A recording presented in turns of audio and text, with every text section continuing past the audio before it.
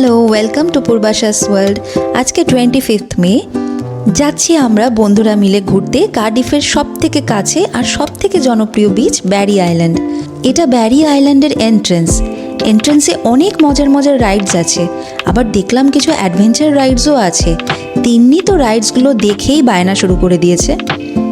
Barry আইল্যান্ডে পৌঁছে দেখি এখানে এত রোদ আর এত প্রচণ্ড গরম। একটা নামকরা আইসক্রিমের দোকান দেখে সেখানেই আগে গেলাম। আইসক্রিম খেয়ে আগে মাথাটা ঠান্ডা করতে হবে। কোন কি আইসক্রিম এটা বলেছে? এটা হচ্ছে স্ট্রবেরি আইসক্রিম। কিছুক্ষণ পরেই পৌঁছে গেছে দাদা বৌদিরা।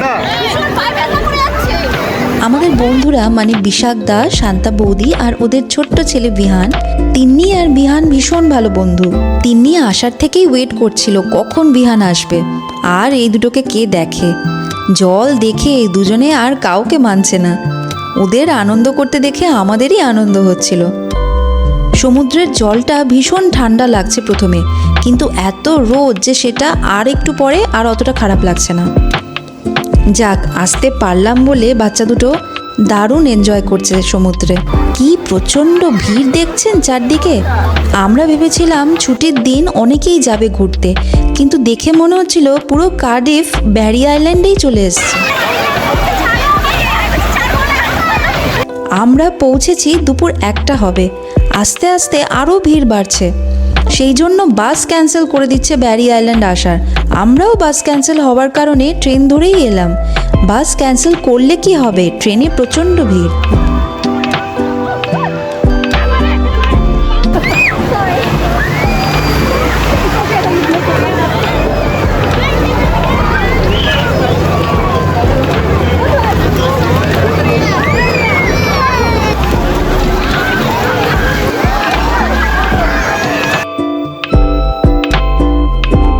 যে প্রচণ্ড গরম যে জল খেয়েও কোনো লাভ হচ্ছে না। আবার যাচ্ছি তাই আইসক্রিম খেতে আমরা। এবার আমরা নিলাম আইস ললি। ভালোই ছিল, অনেক রকম ফ্লেভার মিক্স ছিল। এত যে ভিড়, দারুণ লাগলো এখানকার সিকিউরিটি আর বিচ ম্যানেজমেন্টের ব্যবস্থা দেখে। পুলিশ তো ছিলই, আর বিচে যে এত নোংরা হচ্ছে সেটা কিন্তু কন্টিনিউয়াস ক্লিন হচ্ছিল। খুব ভালো লাগলো এই ব্যাপারটা দেখে। সমুদ্র তো দেখতে ভালো লাগেই, আরও ভালো লাগছিল দেখে যে সব এজের মানুষ এখানে দারুণ এনজয় করছিল। বয়স্ক থেকে বাচ্চা সবাই ইউকের সামারের আনন্দ নিচ্ছিল। কি বানিয়েছো তোমরা?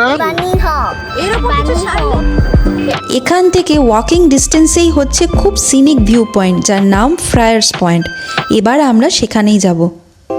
ফ্রায়ার্স পয়েন্টে যাবার আগে ভাবলাম একটু খাওয়া দাওয়া করে নিই। আমরা বাড়ি থেকেই খাবার এনেছিলাম। যা জল আনা হয়েছে সব মোটামুটি শেষ, তাই শুভ আর দাদা নিয়ে এলো স্লাশ।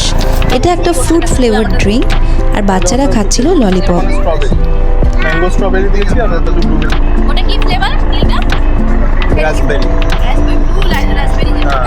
ব্যারি আইল্যান্ডের বিচ থেকে ফ্রায়ার্স পয়েন্ট হেঁটে এই 5-7 মিনিট হবে, কিন্তু এত অপূর্ব সুন্দর ভিউ চারদিকে, একটা ন্যাচারাল সি ওয়াকের মতন। তিন্নি আর বিহান চারদিকে দৌড়ে বেড়াচ্ছিল। সত্যি দারুণ জায়গা এই ব্যারি আইল্যান্ডটা বাচ্চাদের জন্য।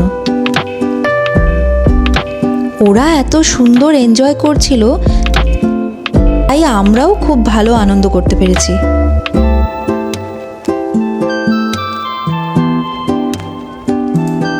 দেখছেন দুটোকে কেমন দৌড়াচ্ছে। যত সানসেটের টাইম হচ্ছিল তত বিচটা দেখতে পাচ্ছিলাম দূর থেকে আস্তে আস্তে একটু ফাঁকা হয়ে যাচ্ছিল। মনে হয় লো টাইড চলছিল, সেই জন্য সমুদ্রের জলটা অনেকটা পিছিয়ে গেছে। লো টাইডের সময় হচ্ছে। যারা কায়াকিং করতে গেছিলেন তারা এখন আস্তে আস্তে ফিরছেন। সত্যি আজকে যদি আসতে না পারতাম তাহলে খুব আফসোস হতো। এত সুন্দর জায়গা ব্যারি আইল্যান্ড, আবার আসার ইচ্ছে থাকলো।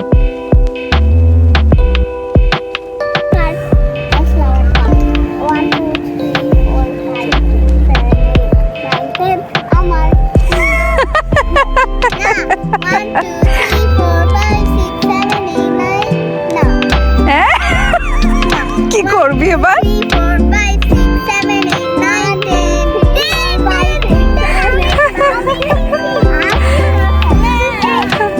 নানান জায়গায় বিভিন্ন রঙের ফুল ফুটেছিল, আমরা সেগুলোই দেখছিলাম, কোথাও সাদা কোথাও পিঙ্ক কালারের। ব্যারি আইল্যান্ডের অনেকগুলো বিচ আছে, আমরা যে বিচটায় গেছিলাম ওটা হুইটমোর বিচ, আর এই পাশে দেখতে পাচ্ছেন এটা আর একটা বিচ। এরকম আরও অনেকগুলো বিচ আছে। আমরা যাচ্ছি এবার ফ্রায়ার্স পয়েন্টের একেবারে এন্ড পয়েন্টের দিকে।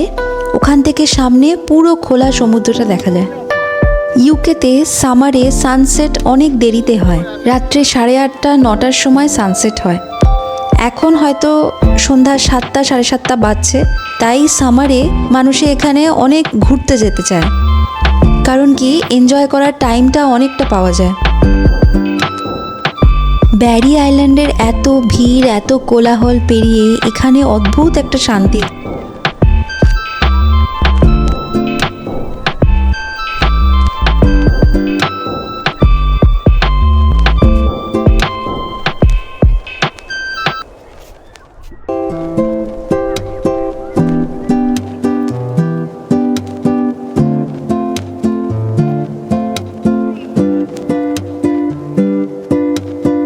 দূরে একটা বড় জাহাজ দেখা যাচ্ছিল, জুম করে দেখার চেষ্টা করছিলাম কিন্তু অতটা ভালো ক্ল্যারিটি আসছে না।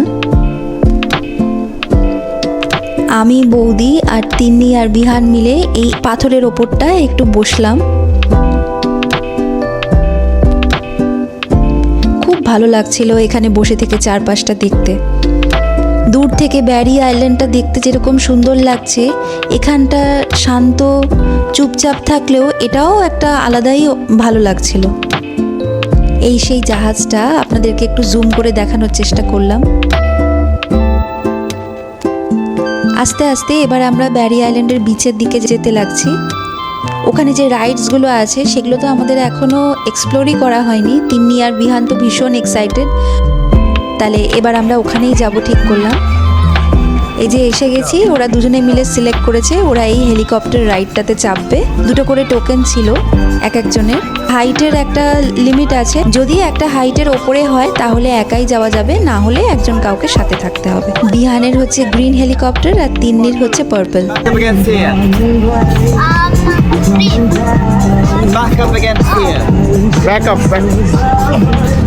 Sorry again.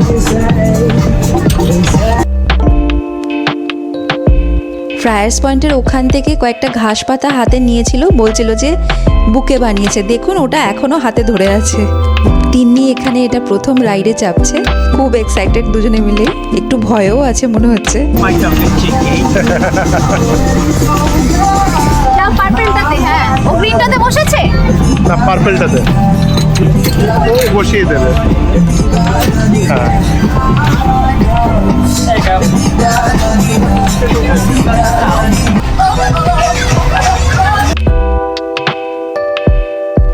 এই রাইডটার একটা দারুণ জিনিস দেখলাম, আমি প্রথমে বুঝতে পারিনি। পুরো জিনিসটা ওপরের দিকে গেল, তারপরে আস্তে আস্তে আস্তে আস্তে নিচে এলো।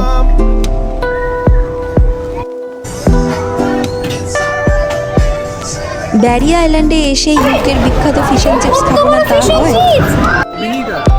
ফিশ অ্যান্ড চিপসটা দেখে মনে পড়ে গেল আমাদের দীঘা মন্দারমণিতে সমুদ্রের পাড়ে যে মাছ ভাজা পাওয়া যায়, ওরকম একেবারেই নয়, কিন্তু এটাও খুবই সুন্দর ছিল। হ্যাডক ফিশ ছিল।